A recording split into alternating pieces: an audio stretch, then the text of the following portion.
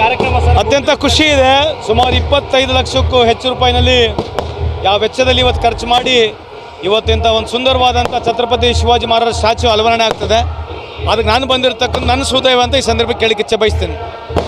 Sir, ಈಗ ರಾಜ್ಯದಲ್ಲಿ ವಿಚಾರದಲ್ಲಿ ನಾಯಕತ್ವಕ್ಕಾಗಿ ಇನ್ನೂ ಕೂಡ ಫೈಟ್ ನಡೀತಾನೆ ಇದೆ.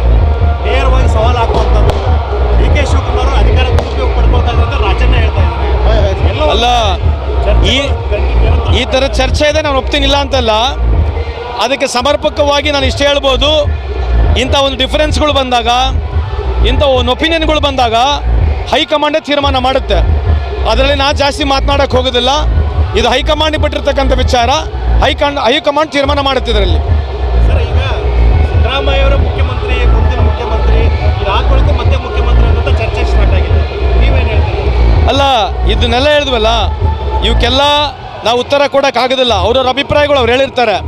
ಇದಕ್ಕೆಲ್ಲ ಈ ಥರದ ವಿಚಾರಗಳಲ್ಲಿ ನಮ್ಮ ಹೈಕಮಾಂಡೇ ಮಾತನಾಡುತ್ತೆ. ಅದಕ್ಕಿಂತ ಜಾಸ್ತಿ ನಾನೇನು ಮಾತನಾಡೋಕ್ಕೆ ಹೋಗೋದಿಲ್ಲ.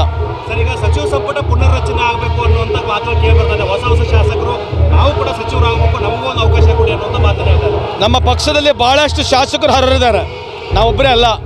ಭಾಳಷ್ಟು ಜನ 4 ಸಲ ಗೆದ್ದವರು, 5 ಸಲ ಗೆದ್ದವರು, 6 ಸಲ ಗೆದ್ದವರು ಕೂಡ ಇದ್ದಾರೆ. ಅವರೆಲ್ಲರೂ ಅರ್ಹರಿದ್ದಾರೆ.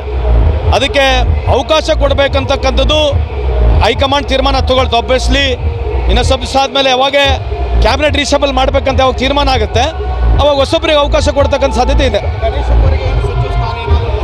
ಹೈಕಮಾಂಡ್ ಡೆಫಿನೆಟ್ಲಿ ತೀರ್ಮಾನ ಮಾಡ್ತದೆ, ಅವ್ರಿಗೆ ಬಿಟ್ಟಿರ್ತಕ್ಕಂಥದ್ದು. ಚರ್ಚೆ ಆಗಿದೆ, ರೀಶಫಲ್ ಮಾಡಬೇಕು. ನಮ್ಮ ಹತ್ರ ಚರ್ಚೆ ಮಾಡಲ್ಲ, ಹೈಕಮಾಂಡಲ್ಲೇ ಚರ್ಚೆ ಆಗುತ್ತೆ. ನಮ್ಮ ನೇತೃತ್ವದ ಚರ್ಚೆ ಆಗಿಲ್ಲ. ಬಟ್ ಅವರು 3rd ಟೈಮ್ MLA ಆಗಿದ್ದಾರೆ. ಅದ್ರ ಜೊತೆಗೆ ಯುವಕರಿದ್ದಾರೆ. ಅವರಿಗೆ ಅವಕಾಶ ಸಿಗಬೇಕಂತ ನಾನು ಕೂಡ ಬೇಕಂದರೆ ಕೋರ್ತೀನಿ ಹೈಕಮಾಂಡಲ್ಲಿ.